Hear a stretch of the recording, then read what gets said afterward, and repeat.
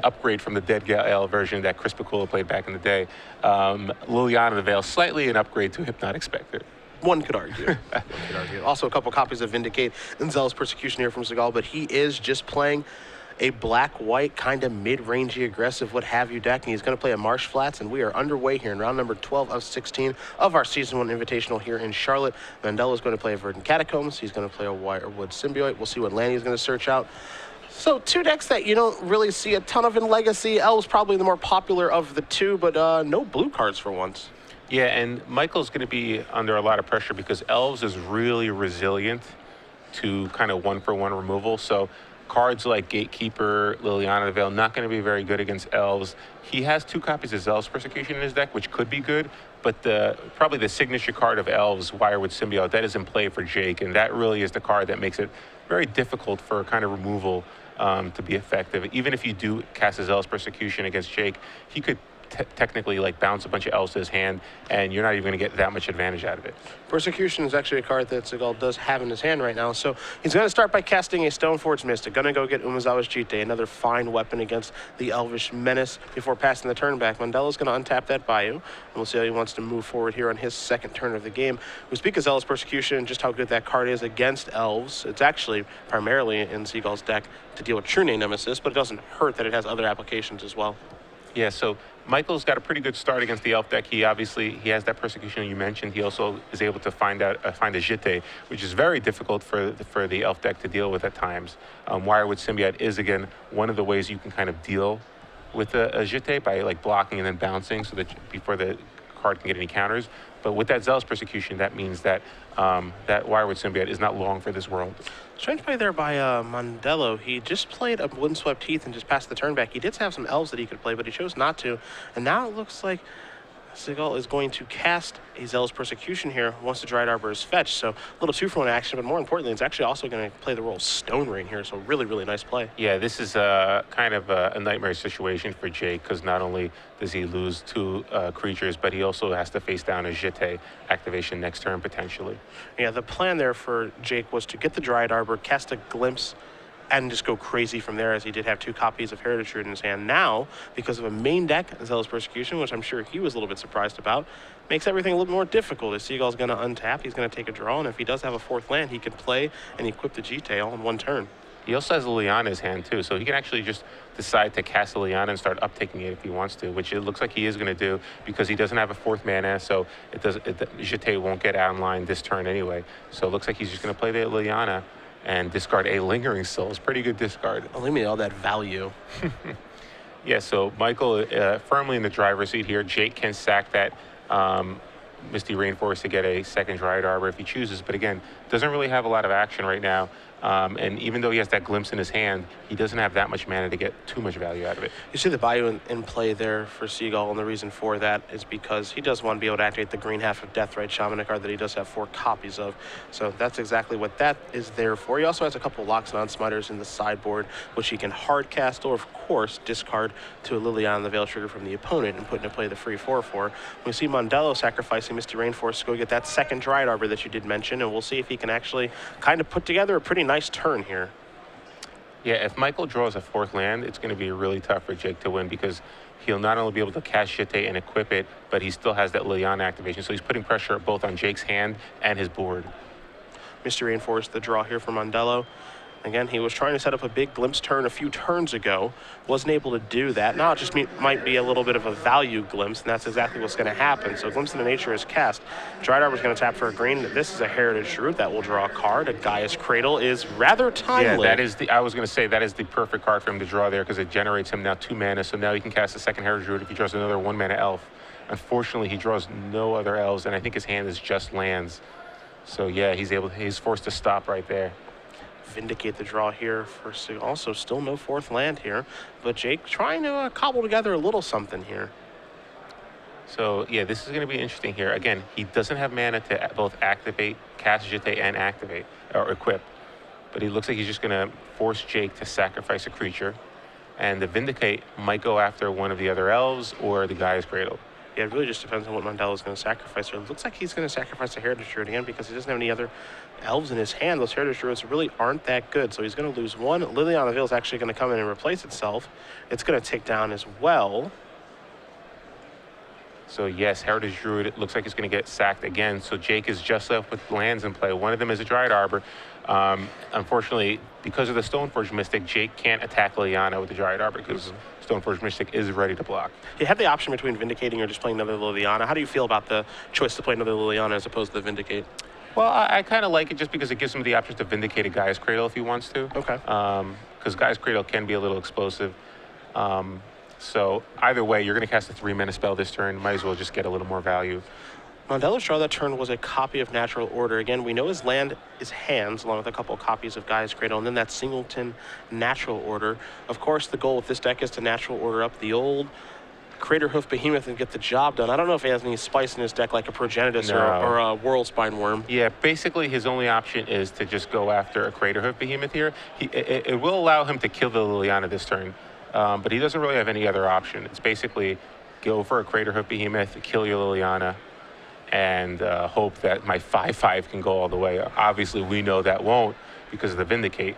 But either way, I think he doesn't have really that many other options. He can go for an Elvish Visionary. Yeah, that was Symbiote. That was the card I was going to bring up. It's just getting a Visionary, maybe using it, trying to cantrip and maybe a little runner or something like that. Because this is a rather unexciting play. I think you can argue. Yes, it's not great, but again, at least he's able to kill Liliana, and you force Michael to have an answer to a 5/5. So it's not the worst play. Obviously, it's not ideal for his situation, though. Mondello's actually going to come to the face, going to leave Liliana out there since it's at 1. It can't threaten the sacrifice effect. Segal's going to draw a copy of him to Torak here. And he's going to stare at that Vindicate, and we'll see if he's going to use it this turn or not. He's actually just going to go hemming, basically saying, I'm not too scared right now of that Craterhoof Behemoth. Yeah, by casting him, and now he's going to uptick Liliana, he's actually going to empty Jake's hand. And then, I think he's saying, don't worry about rolling because I'm going to make you discard anything anyway. So now, the thing is, the Craterhoof Behemoth no longer has Trample because the Trample only happens when it comes into play. So he can just chump block with Stoneforge Mystic and then use Liliana's ability to sacrifice. And I got a feeling that's what we're going to see, which there is the chump block from the Stoneforge Mystic. There's a land for Mondello. That's a Savannah. And Segal's probably just going to use this Liliana, take care of the Craterhoof Behemoth. The follow-up play is going to be the GT finally. And Flash Lingering Souls. You're liking this, aren't you? I like it. Look at that. Finally, 4 mana. Don't need no islands here. Thank you very much. Yeah, Jake has no cards in his hand, no creatures in play. Really just... Michael was able to kind of totally decimate his entire board position. I mean, his resources have just been exhausted. Yeah. And that's exactly the goal of the Dead Guy Ale deck. And here's a Thought Seize just to make sure the coast is clear. Show you a Gaia's Cradle. That'll be the 4th one of the game. Equip the Jite. In comes Jerry Thompson yielding a weapon, and one of him without. 2 damage is going to come across, but more importantly, the Jite is going to have 2 counters on it now, and it's almost impossible for Elves to get out of this situation. So here we see Elvish Visionary, Green Sun Zenith. So there's a start, you know. You can Green Sun Zenith for 1 to get Elvish Wirewood Symbiote. But again, active Jite, very, very difficult for Elves to beat. Is there Viridian Shaman in the main deck of the Elves deck? I'm not too sure if he has one. There is not. He does not have one main. And that's not too surprising because, I mean, not a lot of these decks actually play one main. Sometimes we see that happen when the equipment is super heavy in the format, but with the Invitational, how diverse the metagame can be, moving the Shaman to the sideboard is definitely one option players use, or just going without one at all because they just feel they can't beat equipment, period, and just hope it doesn't show up. Yeah, so in response to the Green Sun Zenith, Michael just kills the Visionary right away, doesn't want to have to worry about any crazy Wirewood Symbiote shenanigans. So Jake is just forced to get a Nettle Sentinel. Now the flying tokens are coming through. Jite is going to immediately kill Nettle Sentinel, and now we might see, it looks like we're going to see Dark Confidant, but he still has that Liliana as well. Yeah, I don't think there's much of a reason to expose Liliana. He knows what's in Mondello's hand. He knows it's a Gaia's Cradle, so the next threat that Mondello plays will probably just die to Liliana. As Elvish Visionary is going to come in here and draw a card. Draws a copy of Nettle Sentinel, so very reminiscent of what we just saw here. Yeah, so let's see. Dark Confidant reveals a land. and he draws for the card turn. Now we're probably just going to see kill your Visionary, attack, kill your Nettle Sentinel, Liliana, discard your last card, and the good old lockdown. Yeah, it's almost close to a flawless victory as GT's going to tick up. There you go. It's going to use all of the counters to take care of the stuff. There's the Liliana. Get that card out of your hand, as you did mention. Segal is more than happy to discard that Bloodstained Mire. He's going for close to a flawless victory here. And it was really, obviously Jite's playing a huge role here. But being able to cast Zealous Persecution and 2-for-1 Jake early on, that was really the key for the game here. The thing here for Mondello, too, is because he doesn't have access to the deck list like we do, so we know that Segal is playing 2 copies of Zealous Persecution. But if you're Mondello, when you're playing the game after sideboard, you have no idea how many Zealous Persecutions your opponent has access to. I'm sure he was surprised to see the first one in game 1. Yeah. So that's kind of a scary thing that when he's trying to go off or just create a board position or set up a glimpse kill, that he knows that if opponent has 2 mana, he has to worry about Zealous Persecution the entire time. Yes, Dark Confidant does turn over another land. Liliana's going to tick up and discard that scrub land. And now Segal is just going to work his way towards closing out this game here. He's going to attack with the Flyers in the air, hold the Confidant back. No interest in trading with Elvish Visionary here. Yep, he still has the second copy of Liliana along with that Vindicate in his hand. Really no need to cast anything. Just going to fire away, get this off the board right now. You see killing main face, so the guy's Cradle does not provide any mana. Yeah, he might be thinking about vindicating a Bayou here just in case Jake has main deck Abrupt Decay, but really doesn't need to do anything. Mondello going to draw his card. We'll see if he's found anything to use. He has not, so we'll pass the turn back. Bob going to turn it over on Marsh Flats. The draw step for the turn will be another copy of him to Torak. Liliana is going to tick up. Marsh Flats will go to the grave, as will a natural order that Mondello could not cast. And this go around, we'll see Dark Confidant coming to the red zone along with those spirit tokens. A little pump there on the one equipped with the GT. So an attack for 3, 4, 5, 6. 2 more charge counters on the GT. And I think in just a moment, my friend will be looking at sideboards here. Now he's going to fire. You know what? Get that Vindicate. Give me that too. So Michael Segal is going to win game number 1 here over Jake Mondello. Dead Guy Ale up a game over Combo Elves. I have, actually you have Mondello's sideboard in front of you. So fire away on what he can do to fix things here. Yeah, well, he's in a tough spot because he already saw Zealous Persecution main. So that means he's likely going to see even more copies after board. Not to mention that a deck like Dead Guy Ale could also have a card like Perish. So for Jake, if you're Jake, I think you have to kind of assume the way I'm going to win this match is by natural ordering for one of my fatties. So Progenitus is obviously a pretty good fatty. Unfortunately, Michael does have cards like Liliana the Veil, not to mention Gatekeeper of Malachor. So he does have ways to kind of force Jake to sack it. Jake has plenty of creatures, but that doesn't. Because of those cards, it does give Michael outs to Progenitus. A real good card, though, is World Spine Worm. Yeah. He has World Spine Worm in his sideboard. World Spine Worm is great against removal-heavy decks because even if they are able to deal with the giant creature, you get 3 other slightly less giant creatures as a response. So definitely see him bringing in the 4th natural order, the World Spine Worm, and the Progenitus. I also kind of like maybe Scavenging Ooze coming in because then, again, it is another card that can kind of grow pretty big and kind of can go after Lingering Souls as well. And Abrupt Decay, I also think you're going to bring in the Abrupt Decays just because you want a way to deal with Umezawa Jite.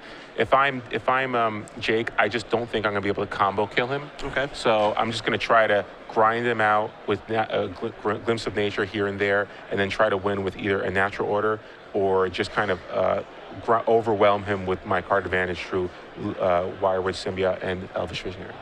On Segal's side, he has 2 copies of Phyrexian Revoker, 2 Ethersworn Canonist, 2 Surgical Extraction, 2 copies of Humility, 2 Loxodon Spiders, 2 Lifebane Zombies, a Disenchanted Duress, and a Disfigure. Disfigure is the easiest one to board in here. I actually kind of like Lifebane Zombie, or at least the thought of it, but it is a 3-mana spell, so it's a little slow, but at the same time, he does have Deathrite Shaman in his deck, so it's definitely plausible that he can cast it on turn number 2. Duress is okay because the Elves deck actually does have spells in natural order, Green Sun Zenith, and Glimpse, so I think that's a viable option to bring in, even though it is just a one-of. Ethersworn Canonist can come in, and if he thinks that Mondello is still trying to combo after board, which is something you're not advocating. And outside of that, I mean, Humility is whatever. It does make GT much better. Revoker is kind of the same camp as whatever. But I think the easy options are the the Disfigure, and then the Lifebane Zombies. Well, the Revoker could actually shut down the Symbiote and the Kyrian Ranger, so I wouldn't be surprised if I saw him bringing in the Revokers. But yeah, it's really, Lifebane Zombie might be a little too slow, but I like the Disfigure. Duress is obviously pretty good because you have to imagine Michael probably knows Elves well enough to know that they're probably just going to try to natural order kill you pretty quickly. So duress probably comes in to stop that. Beyond that, though, I think Ethersworn and Voker are probably there to kind of slow them down a little bit. And Canonus in particular, if the elf deck can't play multiple spells in one turn, they're a lot weaker, particularly because it kind of slows down that visionary engine. Yeah, the big question is, there's a lot of options that Segal can board in. We're talking in between, 5 to 8 cards here. The question is what to sideboard out. I think Vindicate's actually an easy one to cut. It's just a very expensive removal spell in this matchup. How much discard do you want to leave in? He's got 4 Thoughtseizes, 3 Hymns, and the potential for a Duress to come in. Liliana also providing a dual role of discard and removal. Gatekeeper of Malakir, is it actually going to catch the creature that you want it to catch? But at the same time, you know that Mondello probably has access to Progenitus in his sideboard, as most elves do, so you want to make sure that you give yourself enough outs to that situation. Lingering Souls is Lingering Souls. It's a great magic card. It's good against elves, so you probably want to leave all of those in too. Just a lot of options here for Michael Segal on what to board in and out of his deck. Yeah, the cool thing about this deck is that it has, a lot of discard, which is obviously good against combo, but it also has a fair amount of removal. So, Vindicate, Swords to Plowshare, Liliana the Veil, Gatekeeper, and Malakir. It has a lot more removal than most Legacy decks have. If you look at most Legacy decks, they're very streamlined. They'll have maybe 4 copies of Swords to Plowshare and then 1 or a few other removal spells, or maybe just 4 copies of Lightning Bolt and that's it. Maybe 1 Fork Bolt. But most Legacy decks, they don't have that much removal. So this deck is very interesting because it kind of plays a lot of discard to contend with the unfair decks like Combo, but then in order to beat some of the fair decks like Death and Taxes or Goblins, it plays a lot of removal spells. Yeah. So very interesting strategy here. And then it kind of has still that Stoneforge package along with Dark Confidant to kind of gain card advantage that way. Yeah, very removal dense deck here by Segal. It's obviously working quite well for him this week and sitting at 9-2, looking to get out of this match alive, move on in 10-2 before we move towards the standard portion of our event. Of course, after we work our way through these last handful of rounds of Invitational, we'll be talking and covering our standard open as well that had about 570 players. So 10 or 11 rounds of fun back there later this evening. So we're going to have a lot more standard Magic. This is our last round of Legacy for the day. But if you're a Legacy fan, that's what tomorrow's for, as our elimination rounds of the Invitational will be Legacy, as well as the Legacy Open on the back end of tomorrow. Yeah, if you like Standard or you like Legacy, there is plenty of Magic left to play for you. 7 cards apiece here for both players. Again, Jake Mondello will be on the play this game, as he was decimated by Numazawa and his Elves Persecution in game number 1. Take a look at an opener here. It looks like his only land might be a Gaia's Cradle. Not sure. Interesting here for Michael here. Looks like you boarded into Humility. Okay. So if that, it's 4 mana, so it's going to take a while to resolve. But if it does resolve, it makes all those elves basically just vanilla creatures, vanilla 1/1s. And I like the use of Humility if you can get it in play against elves. Like some of the sideboard plans that Mondello is going to try to employ, you see him taking a mulligan down to 6 here. We talk about Worldspine Warrior and Progenitus, how powerful those cards are. Well, Humility makes those cards pretty poor. And with how much removal Segal has in his deck, all he needs to do is just kill some creatures, buy some time, get Humility into play, and then Umezawa's Jite and or Batterskull can mop things up, and Lingering Souls is obviously going to do a fantastic job of trading with those 1/1 creatures. Because of Humility. Yeah, and not only that, but we also mentioned how one of the ways Jay can win is by just natural ordering for a giant creature. Well, Humility is a great answer to even a card like Worldspine Worm. Because it actually makes all those creatures kind of worthless. Again, 4 mana is a lot. And Michael, we saw him have struggled to get to 4 mana in the first game, so it's not necessarily going to win him the game, but pretty interesting sideboard option there for him. Verdant Catacomb is going to search for a land in Green Sun's Game that's going to be for 0 to go get a Dryad Arbor. So Mondello is going to shortcut this and do this all at once.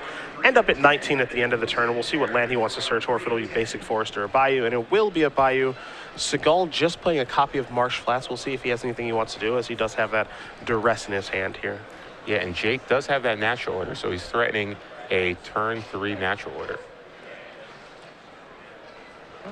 Segal is going to sacrifice Marsh Flats, so he's going to go down to 19 as well. He's going to go get a Scrub land, and it looks like it might be time to fire off the old discard spell. Yeah, so like we said, he's going to bring, we thought he might bring in Duress to stop some of the natural order shenanigans, and that's exactly what we're going to see here. And just a 1 of in the sideboard here of Segal.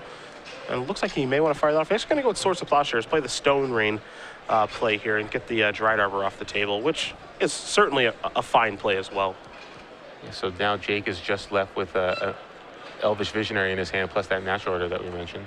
Oh, there's Windswept Heath picked up there for Mondello before passing back. Seagal's going to play a Wasteland. He's going to fire off a Duress.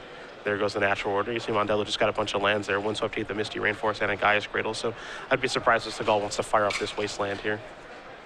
Yeah, he has plenty of mana. You probably go after the Gaia's Cradle or another potential Dryad Arbor. Mondello's going to untap. He's going to take a draw. Picks up a Nettle Sentinel. Going to start by attacking from 1 here with Elvish Visionary. Seagal's going to go down to 18. So Michael does have a lot of spells in his hand, but it doesn't look like he has a lot of mana left. So yeah, that Wasteland not really going to be going anywhere. There's a Deathrite Shaman off the top, and he's just going to pass the turn back. So you said it doesn't look like he has a lot of mana, and you were right about that. The Windswept Heath going to get sacrificed. Mondello's going to go down to 18. We'll see if he's going to actually search up that second Dryad Arbor or just get another land.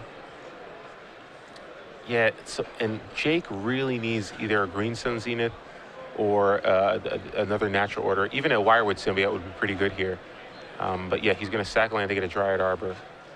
Yeah, a lot of big draws here, actually. Green Sun Zenith wouldn't be so bad. Because he's already got the Elvish Visionary in play. So as long as he can get something to kind of start cranking out the advantage, Michael does have that humility in his hand, and he currently has 2 lands plus a Deathrite Shaman. There's another Visionary. So Mondello's going to start by casting this.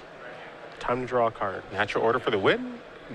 Well, hey, Wirewood Symbiote's not bad. Wirewood Symbiote is not bad. So Wirewood Symbiote is going to get drawn with Gaia's Cradle, generates 4 mana. So now we're going to see Wirewood Symbiote come down. Down to 3. Going to add a mana here. Going to pick this up, untap this. Down to 2. Draw a card. Another copy. There's a natural order. Wow. I don't think he has enough mana to actually cast it this turn though. But if he can dodge a land from Michael so that humility doesn't come down. Oh, but Michael has the Thoughtseize anyway. The question is, does he cast it this turn? I mean, he's also got a Vindicate to play. He's a little bottlenecked on mana. There's some interest in firing off a Wasteland to take care of that Gaia's Cradle. That's providing a huge advantage. So, going to fire in here. Looks like with Nettle Sentinel, his Deathrite Shaman cannot block appropriately. Seagal's going to go down to 16. Mondello's going to pass the turn back and truly hope that a land or discard spell does not come off here. So I think you have to Thoughtseize here, given what just happened. Jake still has outs because Michael bricked on a land. He still has outs, thankfully, because humility didn't come down. And again, he still has a Visionary Wirewood Symbiote combo in play. It looks like we're going Vindicating here, Osip. His 3 mana is being tapped. Deathrite Shaman's going to remove something. There goes the Wirewood Symbiote. So fortunate for Jake there. It looks like Natural Order should be able to win him the game on his turn. Yeah, and I'm not too surprised that Michael didn't cast Thoughtseize there. I mean, there's a draw engine that can just continue to keep taking place, and it's just tough to want to cast a Thoughtseize, I feel like, in that situation where you can maximize your mana with Deathrite Shaman and everything else. It honestly feels like a rock and a hard place. Yeah, so Jake draws an Elvish Visionary, Wirewood Symbiote, and now you can just cast Natural Order, get a Crater of Behemoth. Seagal knows exactly where this is going. Crater of Behemoth would come into play.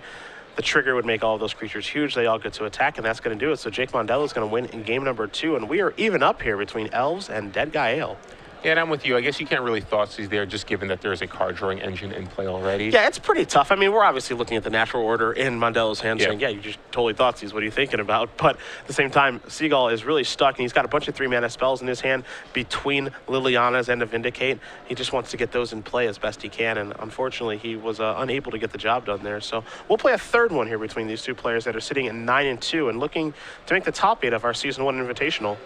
And you kind of saw in that game, it's really tough for Dead Guy L to win if it's not able to get one of those sweeper effects like a Zealous Persecution, or it's not able to get a Jeté online going.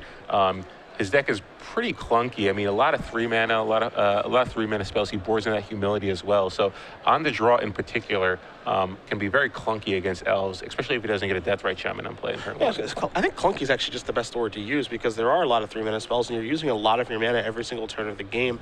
So the situation that we saw there, especially when you want to be wastelanding people too, isn't out of the ordinary, I'm sure, for Seagal when he's playing this Dead Guy Ale deck.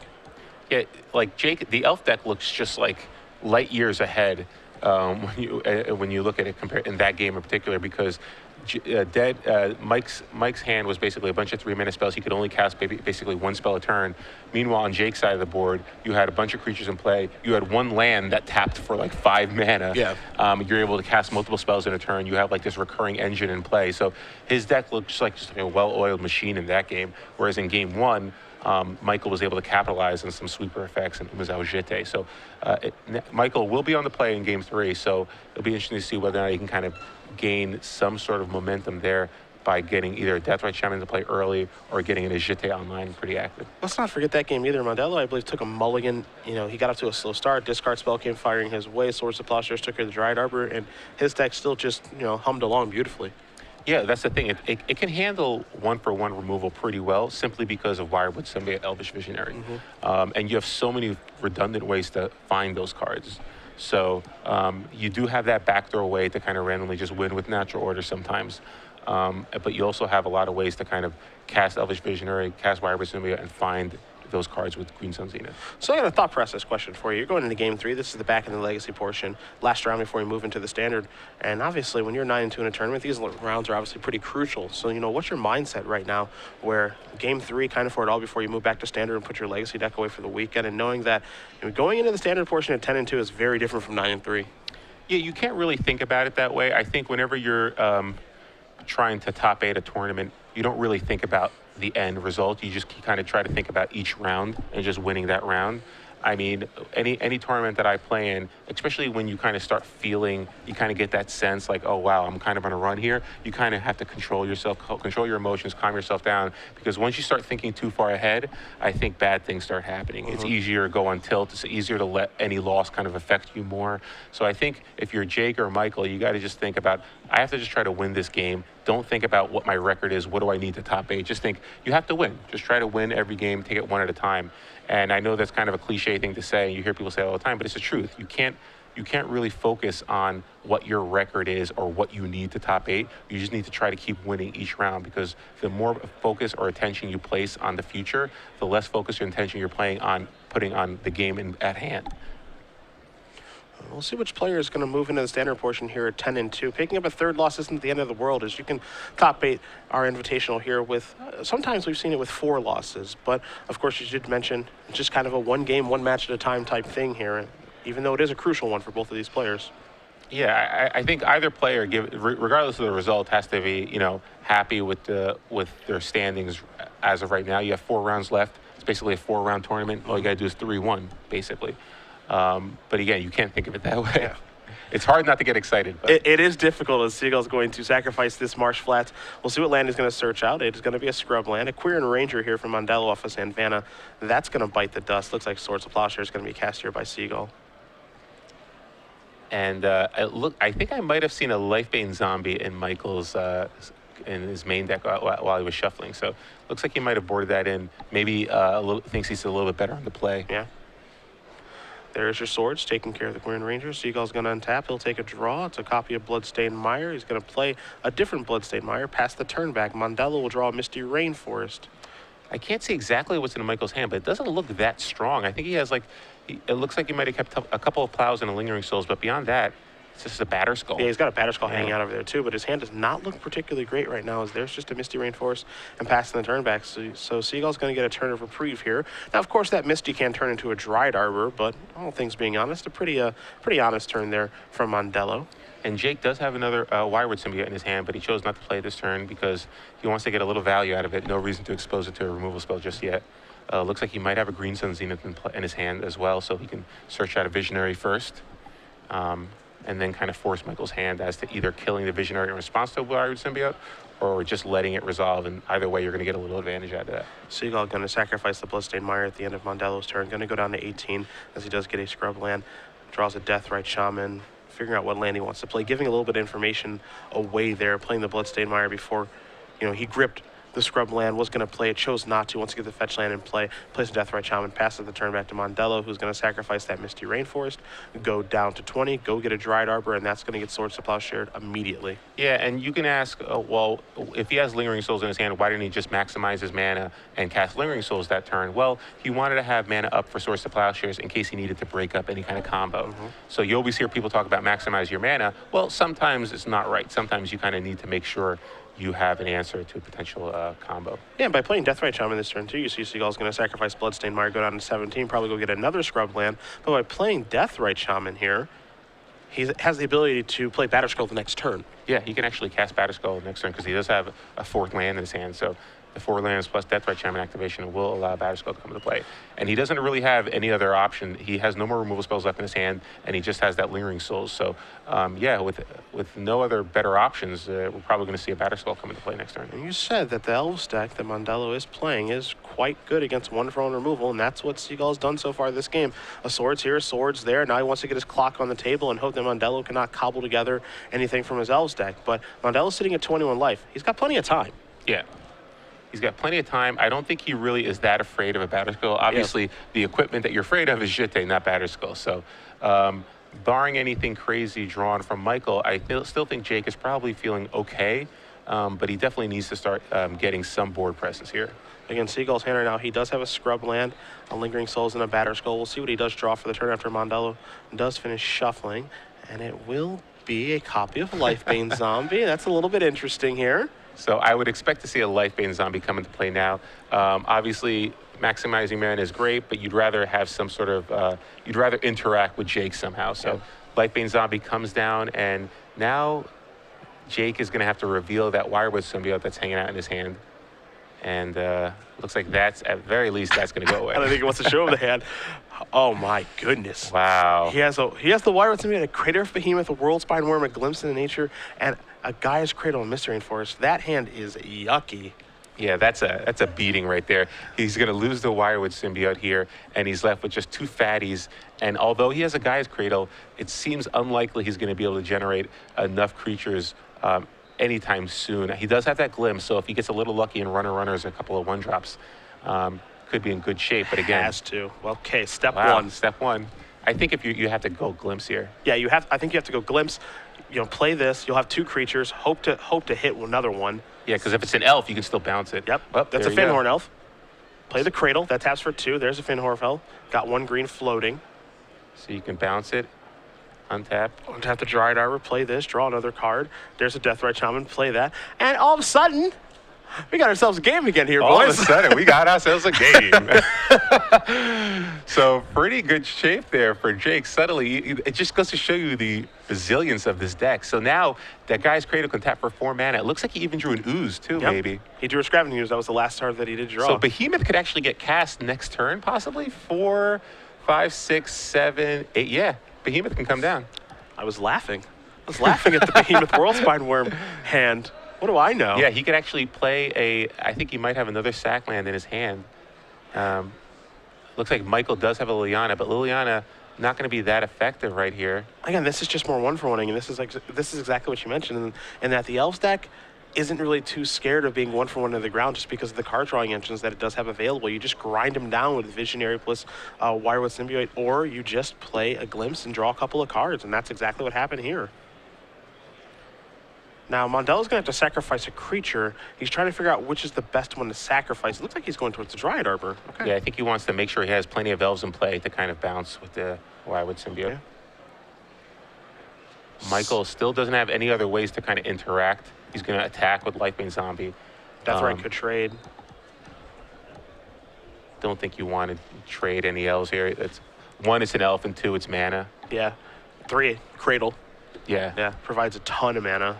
Windswept Heath to draw. So even though he lost the Dryad Arbor, I still think he might have enough to actually cast a Behemoth. He has a Windswept Heath. He can sack that for an Arbor. That means Cradle would tap for 4, 5. Out of Arbors. Oh, okay. One in the graveyard, and then 1 from the Swords. Got it. Out of Arbors, unfortunately. But he can still cast it, because Cradle's going to tap for 3.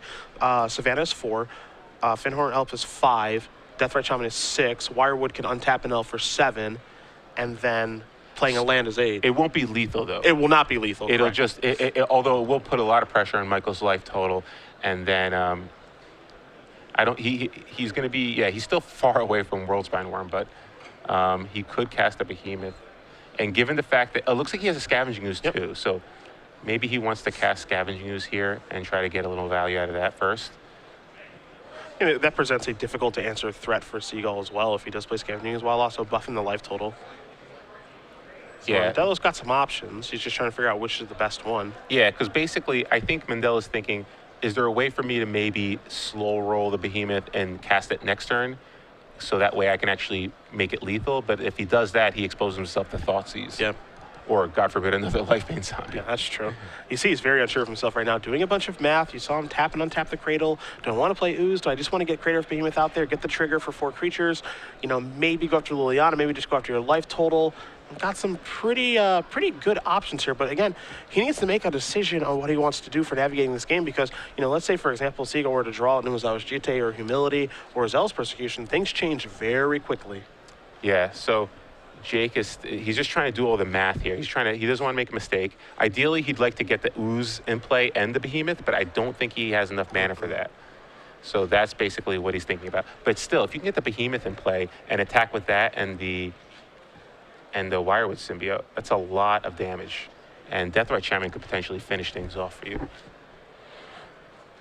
So Bloodstained Mire is going to get removed. So now here's 2 green mana. No, in response to Deathrite Shaman on Michael's side. Okay, remove the other one. Okay, sure. This is going to untap.